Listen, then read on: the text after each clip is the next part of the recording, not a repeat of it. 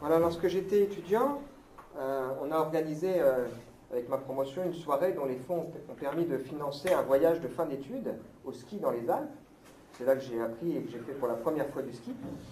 Et lors de ce séjour, il y a une soirée qui a été organisée avec un spécialiste de la neige qui est venu nous parler de son métier et de la neige, qui nous a bien sûr sensibilisés au danger de la montagne, l'importance d'être vigilant, et puis il nous a expliqué comment il surveille la neige en fonction des conditions dans lesquelles elle tombe, des conditions atmosphériques, et qui vont leur permettre d'ouvrir ou pas des pistes, ou de déclencher ou pas des avalanches pour protéger la population. Et puis à un moment donné, il a eu l'occasion de nous montrer des photos pour nous illustrer comment sont constitués les cristaux de neige. Et là, j'ai découvert quelque chose d'extraordinaire. Les cristaux de neige, en fait, sont toujours formés de formes géométriques. Il y a toujours 6 pointes. Alors voilà, j'en ai pris quelques-uns en photo. Voilà.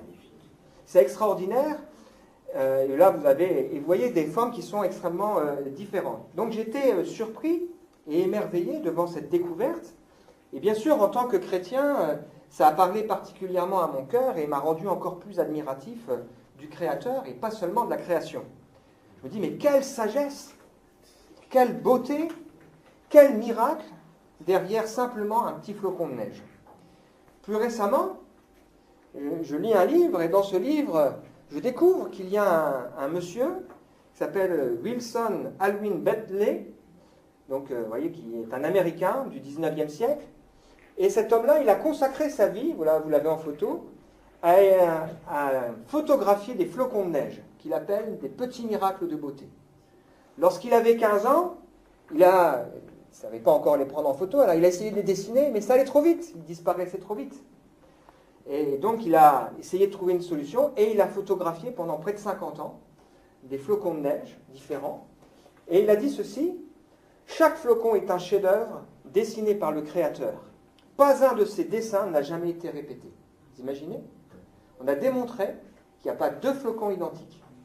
Et il a photographié des flocons dans différentes circonstances, dans différents endroits. Il n'y a pas 2 flocons identiques. Et depuis des milliers et des milliers d'années que des flocons de neige tombent, il n'y en a pas 2 qui sont pareils. Et pourtant, ils ont tous 6 pointes, ils sont tous symétriques et ils sont tous magnifiques. Et donc il dit, quand un flocon de neige fond, ce dessin unique est perdu pour toujours, ne laissant aucune trace de sa magnifique existence. Je suis émerveillé quand je vois ça. Et vous avez des formes, si vous regardez là-bas, qui sont vraiment très différentes. J'ai été aussi bluffé parce que j'ai voulu montrer ça à Théophile. Il m'a dit « Oh, mais c'est des flocons de neige !» Il avait découvert ça avec la Reine des Neiges. Voilà. Comme quoi, La nature est finalement un grand livre qui nous montre un spectacle vivant qui révèle Dieu. C'est ce que Paul rappelle dans l'Épître aux Romains, où il nous dit que les perfections invisibles de Dieu, sa puissance éternelle et sa divinité se voient depuis la création du monde. Elles se comprennent par ce qu'il a fait. Et il ajoute dans ce texte que les hommes sont inexcusables, puisqu'en connaissant Dieu, ils ne lui ont pas donné gloire, la gloire qu'il méritait en tant que Dieu, ne lui ont pas montré de reconnaissance, au contraire, ils se sont égarés dans leur raisonnement et leur cœur sans intelligence a été plongé dans les ténèbres. Ils se vantent d'être sages, mais ils sont devenus fous. C'est vrai que la nature est belle. Elle est extraordinaire. Certains peuvent consacrer leur vie à étudier la flore, ou les animaux, ou alors les insectes, les fonds marins, la biologie cellulaire, ou le corps humain. Rien qu'une main, c'est 27 os différents, et le corps humain, c'est une véritable merveille. Certains vont essayer de regarder vers l'infiniment petit, ou vers l'infiniment grand, les astres et les étoiles. C'est comme un grand livre ouvert qui nous révèle la grandeur de Dieu et sa sagesse. Et pourtant, on peut passer à côté. On peut passer à côté.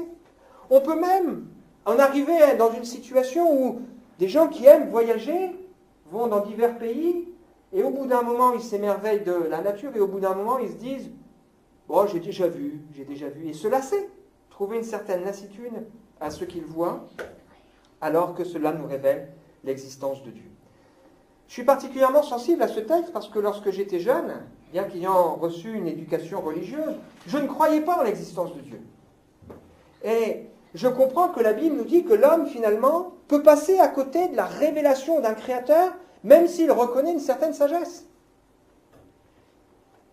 J'étais aveugle et il a fallu qu'à un moment donné, le Seigneur percute ma vie, percute mon cœur pour que je comprenne qu'effectivement il y a un créateur derrière ces choses. Il m'a touché et je l'ai accepté. Qu'est-ce qui empêche un homme ou une femme de reconnaître Dieu dans le miracle et le mystère de la création? J'ai même envie de dire, j'ai presque l'impression que Dieu s'amuse. Avec les flocons de neige qui disparaissent de manière éphémère. C'est comme s'il avait... Voilà, c'est extraordinaire. Qu'est-ce qui empêche? La Bible nous révèle que ce qui empêche l'homme de voir ça, c'est son intelligence qui est obscurcie, qui empêche à l'homme de discerner qui est Dieu et ce qu'il veut. L'ignorance. Il a fallu quand même que ce monsieur m'explique que les flocons soient ainsi pour que je sache que ça existe. Et donc on a besoin à un moment donné qu'on nous explique un minimum de choses. Ou alors ça peut être encore l'endurcissement. C'est-à-dire le refus de croire et d'accepter la vérité. Ce que la Bible donne ailleurs en disant qu'il y a des gens qui n'ont pas l'amour de la vérité. Ils n'ont pas envie de voir. Ou alors, ça peut être notre cœur rebelle. On sait, on a eu accès, on a compris, et pourtant, on ne veut pas se soumettre à ce qu'on réalise et à ce qu'on comprend. La Bible nous dit, ils ont l'intelligence obscurcie, ils sont étrangers à la vie de Dieu à cause de l'ignorance qui est en eux et de l'endurcissement de leur cœur. Ce texte qui reprend ce qui a été évoqué ici. Alors, ce matin, on va parler ensemble d'un grand spectacle. Un grand spectacle que Dieu fait. Qui est plus grand que ces petits miracles de beauté que sont les flocons de neige. Un spectacle qui va nous amener plus loin pour réaliser la grandeur de Dieu. Je ne sais pas si ça vous est déjà arrivé d'assister à un grand spectacle.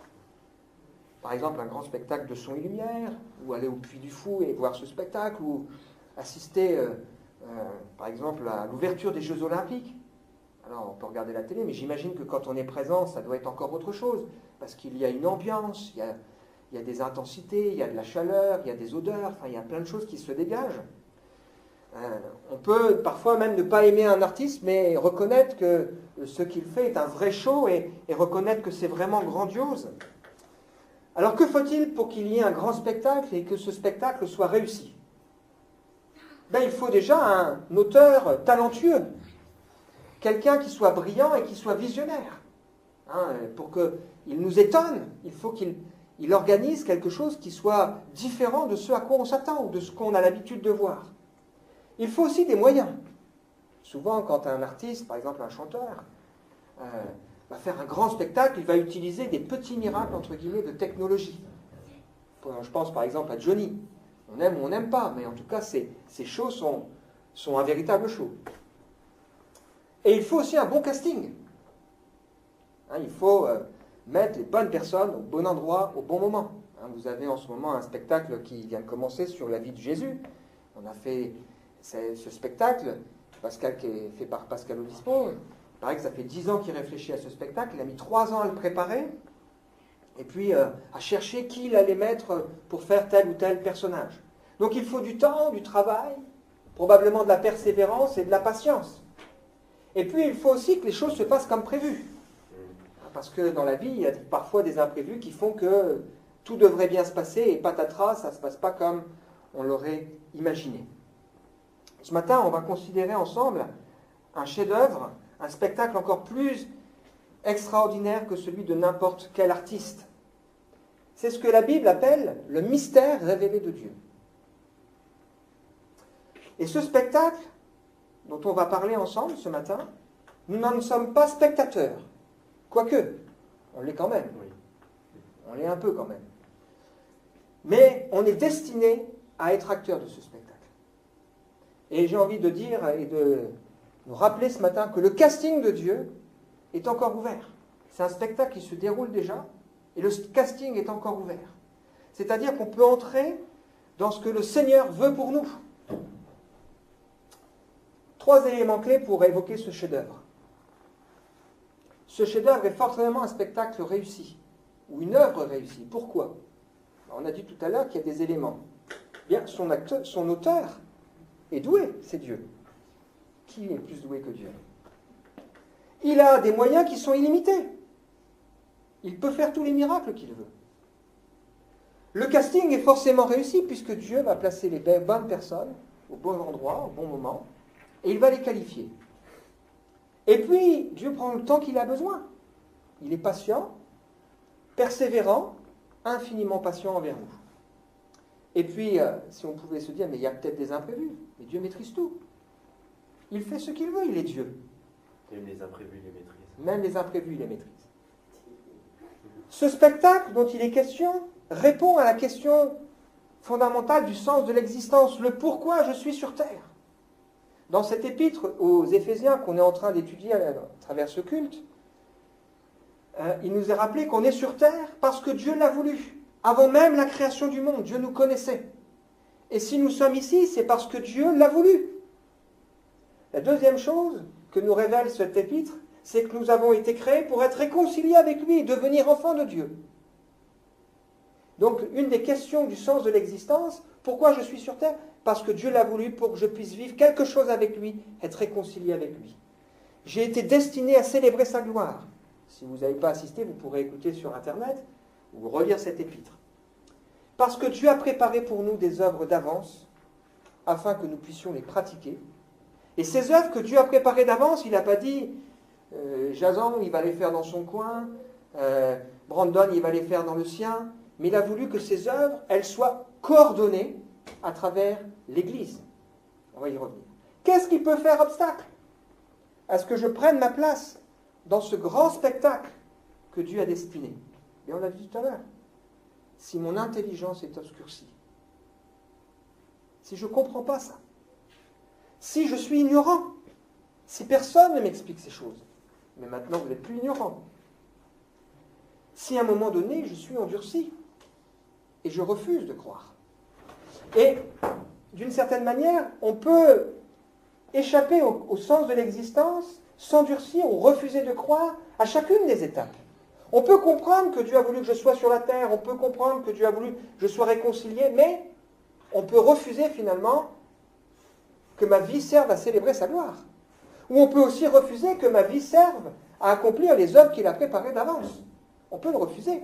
Et la question qui va se poser pour nous ce matin, c'est qui est sur le trône de mon cœur? Qui est sur le trône de mon cœur?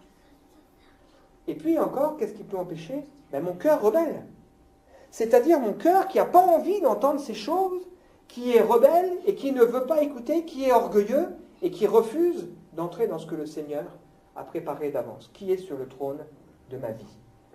Et je rappelle ce texte qui s'applique encore ici. Si vous savez ces choses, je suis sur terre parce que Dieu l'a voulu, pour être réconcilié avec lui, pour célébrer sa gloire. Ok, je sais, pour les œuvres. Okay. Vous êtes heureux pourvu que vous les pratiquiez. Parce que si on le sait et qu'on ne fait rien, ça veut dire que notre cœur est rebelle, ou ça veut dire qu'on s'endurcit et qu'on refuse d'entrer dans ce que le Seigneur a prévu d'avance. Alors on va aborder la suite de ce partage en deux parties assez rapides finalement, vous allez voir. La première, on va parler de l'ironie de Dieu. Cette ironie de Dieu qui me montre que si je l'accepte, j'ai toute ma place dans le casting qui est encore ouvert. Et puis ensuite, on lira, finalement comme une espèce de conclusion, le passage d'aujourd'hui qui est cette lecture d'Éphésiens, chapitre 3, verset 1er au verset 13. Je rappelle, ce texte, c'est par grâce que vous êtes sauvés, si on est sauvés, parce que ça dépend de nous. Par le moyen de la foi, c'est-à-dire cette foi, c'est la confiance dans ce que Dieu me dit pour saisir la grâce qu'il me donne. Cela ne vient pas de vous, c'est le don de Dieu. Ce n'est pas par les œuvres, afin que personne ne puisse se vanter. En réalité, c'est lui qui nous a fait, nous avons été créés en Jésus-Christ, pour de bonnes œuvres que Dieu a préparées d'avance, afin que nous les pratiquions. Alors, premièrement, l'ironie de Dieu.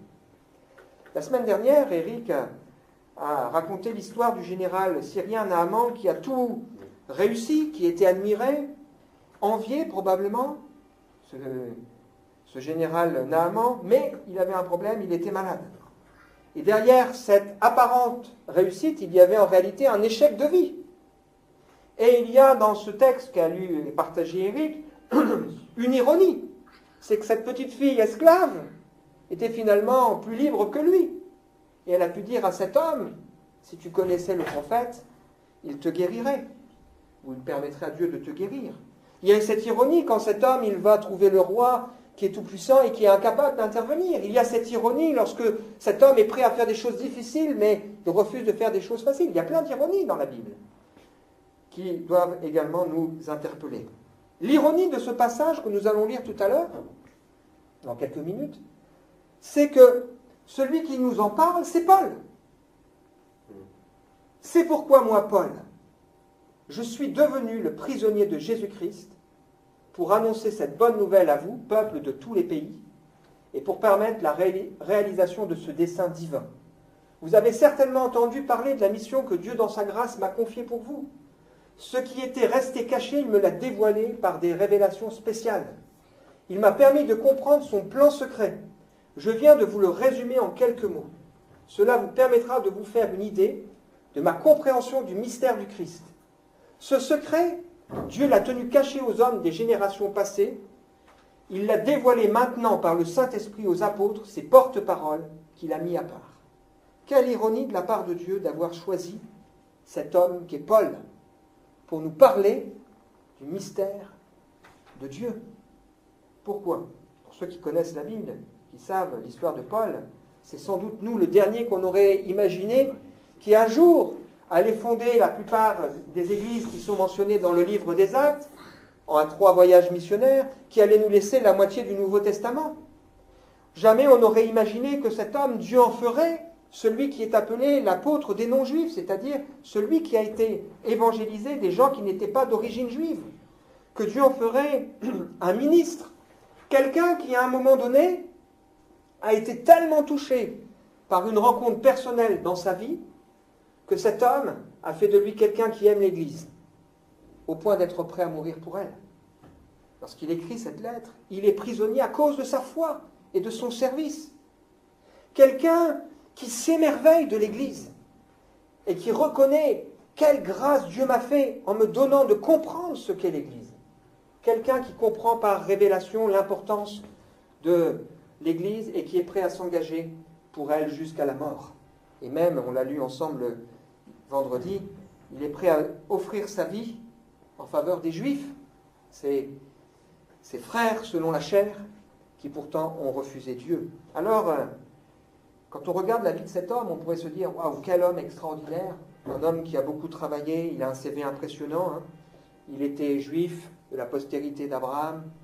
Et puis il a beaucoup travaillé pour le Seigneur. Et dans l'épître de Paul aux Corinthiens, il nous raconte tout ce qu'il a souffert. 5 fois, il a reçu 40 coups moins 1. Ça veut dire que s'il avait reçu un coup de plus, il serait mort. 3 fois, il a été battu de verge. 1 fois, il a été lapidé. Il a fait naufrage 3 fois. Il a passé un jour et une nuit dans l'abîme. Et puis il a été en péril sur les fleuves, de la part des brigands, de ceux de sa nation, des païens, dans les villes, dans les déserts, de la part des faux frères, etc., etc., etc.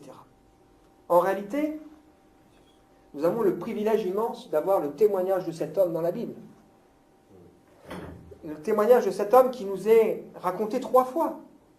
Et il a fallu vraiment tout l'amour, la patience, la puissance et la grâce de Dieu pour toucher un homme comme lui et en faire l'instrument qu'il est devenu. Combien la transformation de Dieu dans sa vie a été un miracle.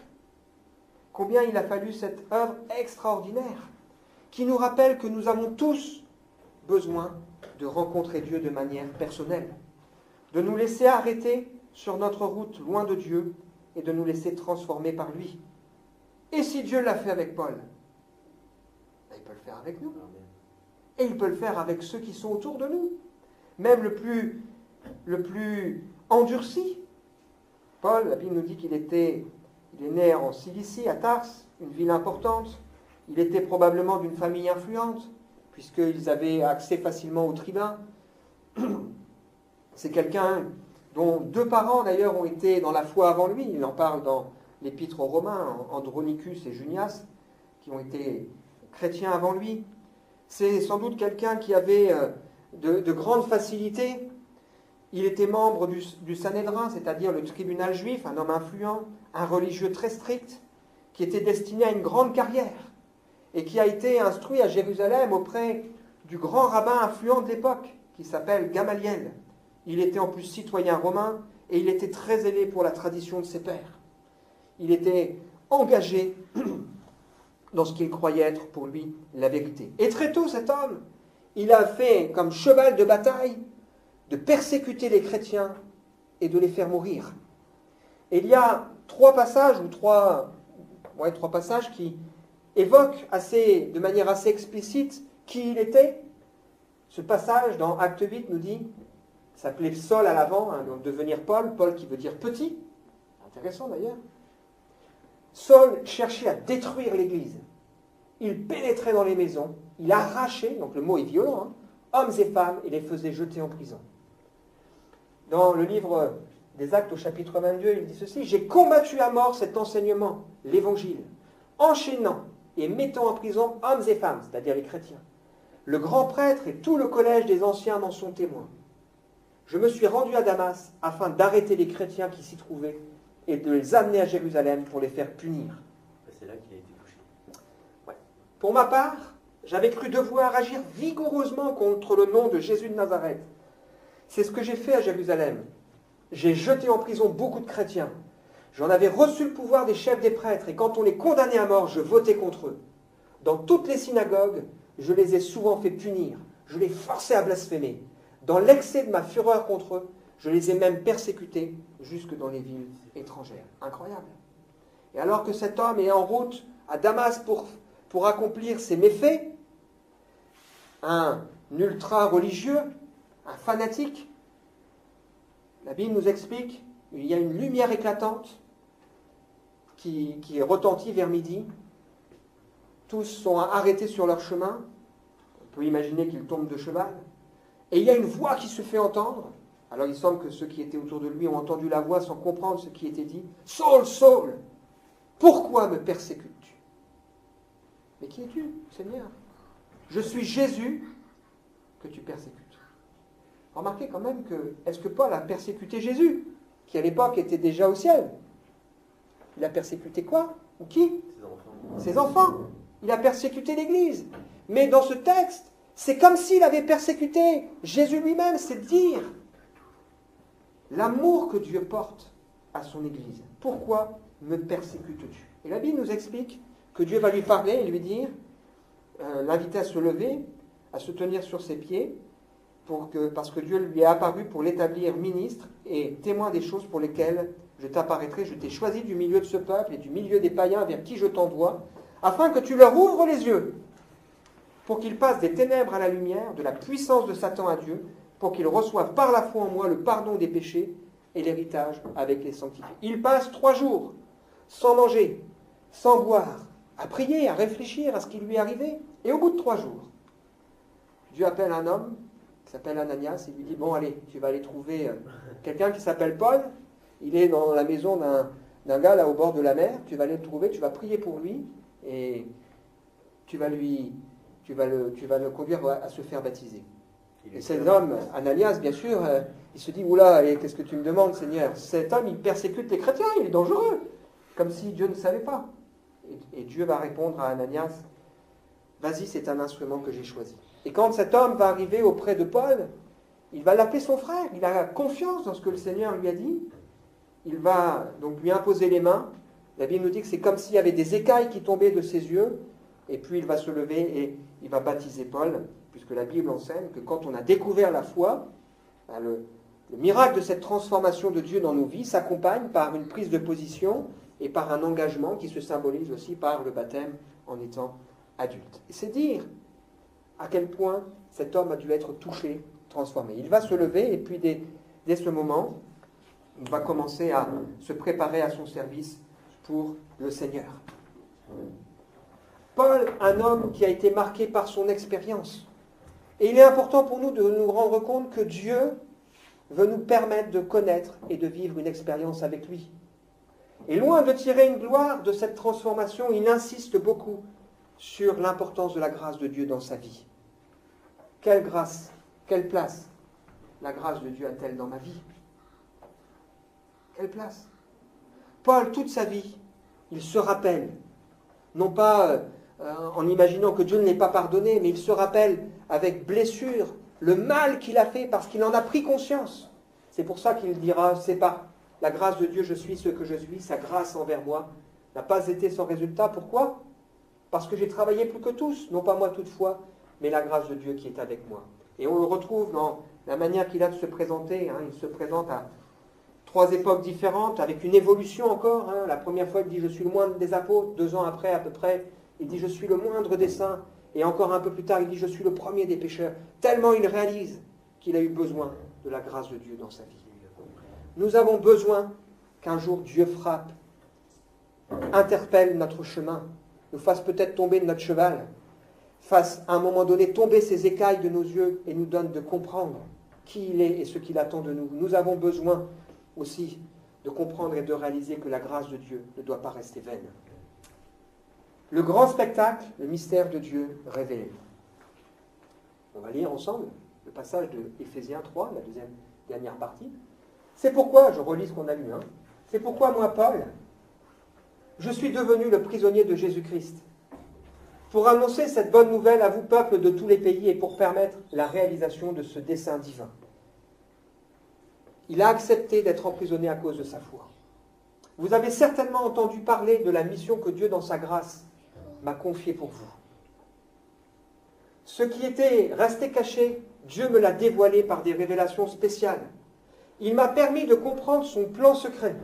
Je viens de vous le résumer en quelques mots. Et le passage qui précède explique que, à l'époque, les Juifs et les non-Juifs, qui étaient ennemis jurés, ennemis farouches, qui avaient de la haine entre eux, les Juifs appelaient les non-Juifs des incirconcis, et puis les incirconcis appelaient mépriser les Juifs en considérant que c'était un petit peuple qui en plus était opprimé par les Romains.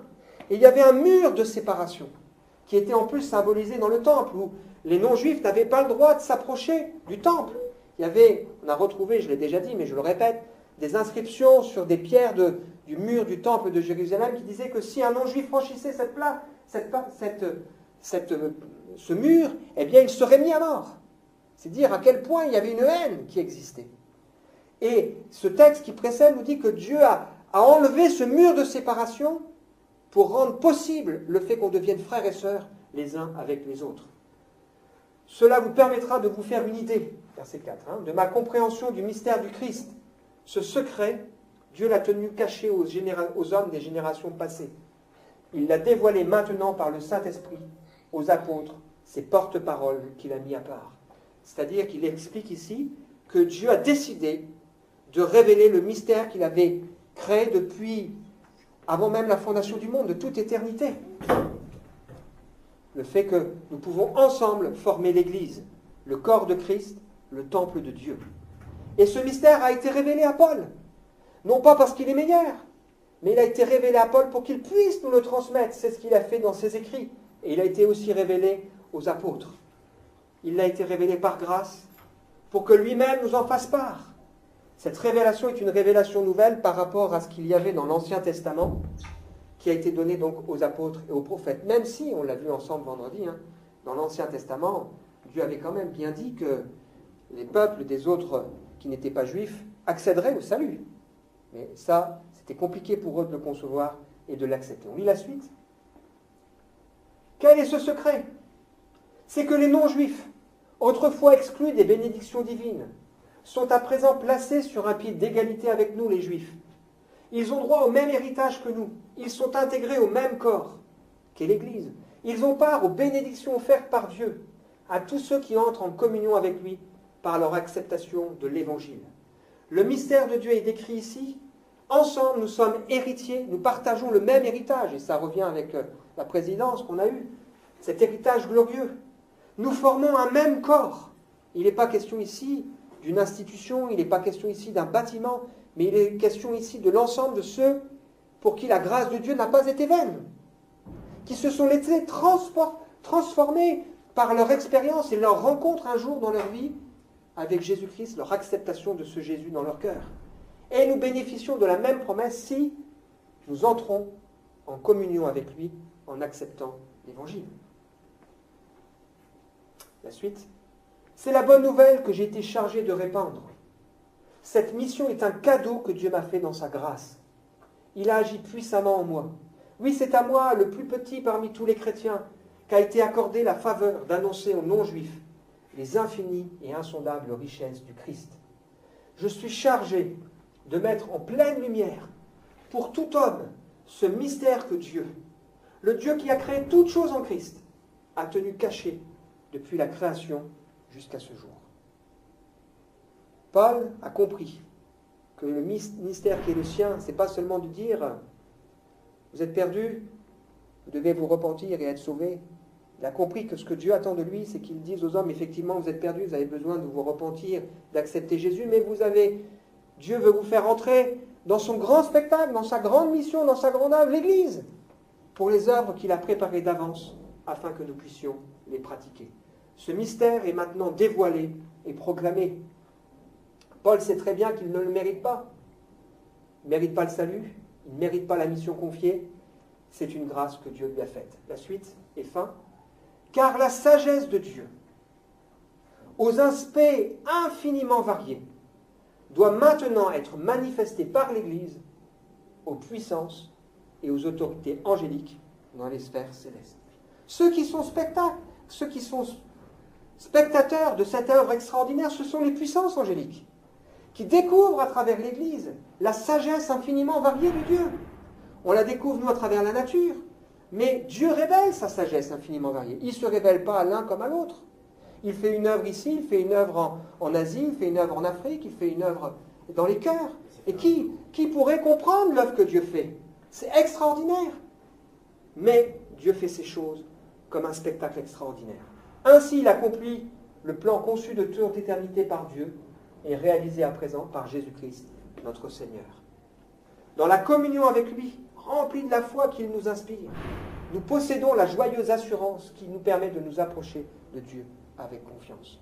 Nous pouvons aujourd'hui nous approcher de Dieu librement. Parce que Dieu a ouvert le ciel Jésus a ouvert le ciel pour nous. Le voile qui nous séparait a été ôté et nous pouvons aujourd'hui nous approcher de Dieu avec confiance. Et Paul ajoute, c'est pourquoi ne perdez pas courage en pensant à mes souffrances pour vous. Au contraire, considérez-les comme une gloire pour vous et pour moi. Un spectacle extraordinaire pour les créatures célestes qui montre la sagesse infiniment variée de Dieu, prévue dans un plan éternel qui nous donne aussi un libre accès à Dieu. Un spectacle entièrement financé par le sacrifice de Christ et dont nous sommes au bénéfice. Et pas seulement comme spectateurs. Ce n'est pas nous qui sommes destinés à être spectateurs, mais comme acteurs. Dieu nous a fait connaître son plan secret pour que sa sagesse ne soit plus un secret, mais qu'elle soit montrée. Que cela nous encourage. Alors en conclusion, la création révèle Dieu et sa sagesse infiniment variée. Mais on peut passer à côté.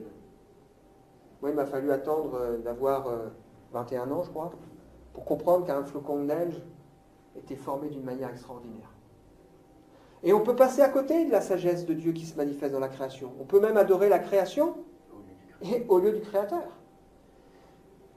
L'Église est le mystère révélé de Dieu, une œuvre qui manifeste sa sagesse infiniment variée aux créatures célestes et dans lequel je suis invité à prendre ma place. Cette œuvre est forcément une réussite, puisque c'est Dieu qui a choisi ce casting et qui répond ainsi au sens de l'existence. Mais, comme nous l'avons vu, il y a des choses qui peuvent m'empêcher d'entrer dedans. Mon intelligence obscurcie, mon ignorance, maintenant c'est plus le cas. Mais par contre, ce qui reste vrai, mon endurcissement, est-ce que je suis prêt à accepter ces choses? Ou mon cœur rebelle, c'est-à-dire mon orgueil, qui fait que peut-être je sais, mais je ne veux pas que Dieu soit sur le trône de mon cœur, sur le trône de ma vie. Est-ce que vraiment c'est pour moi l'ironie de Dieu qui a choisi un homme comme Paul pour être celui qui révèle ce grand mystère doit nous encourager et ne laisse aucun doute à la réponse. Si Dieu l'a fait avec Paul, à combien plus forte raison veut-il le faire avec nous? On va prier. Seigneur, on est émerveillé quand on considère la nature et on pourrait chacun parler d'un paysage, parler peut-être d'un insecte, parler d'une fleur. ou de choses encore plus grandes. Mais on est encore plus émerveillé, Seigneur, quand on considère l'œuvre que tu as accomplie en Jésus, qui fait partie de ce plan éternel que tu avais prévu d'avance, et dans lequel, Seigneur, tu ne veux pas seulement nous faire rentrer en nous disant « Tiens-toi là à ta place », mais tu veux nous donner d'être participants. Seigneur, on a encore du mal peut-être à pleinement saisir que tu veux nous aider les uns et les autres à rentrer sur le terrain des œuvres que tu as préparées d'avance. Et tu veux nous montrer qu'à travers l'Église, tu révèles aussi ta sagesse infiniment variée. Tu pourrais te passer de nous, Seigneur, comme tu aurais pu te passer de Paul. Mais il t'a plu dans ta bonté de changer son cœur et de te révéler. Merci, Seigneur, de nous aider à saisir ces choses. Je prie, Seigneur, ce matin, pour que personne n'ait l'intelligence obscurcie. Je prie, Seigneur, ce matin, pour que personne ne reste dans l'ignorance. Je prie ce matin pour que l'amour de la vérité guide nos cœurs et que nous ne nous endurcissions pas pour ne pas saisir ces choses et qu'au contraire, Seigneur, nous puissions accepter de ne pas être rebelles et refuser ce que tu veux nous montrer. Accepter ces choses pour entrer dans ce que tu veux pour nous, Seigneur. Amen. Amen. Amen.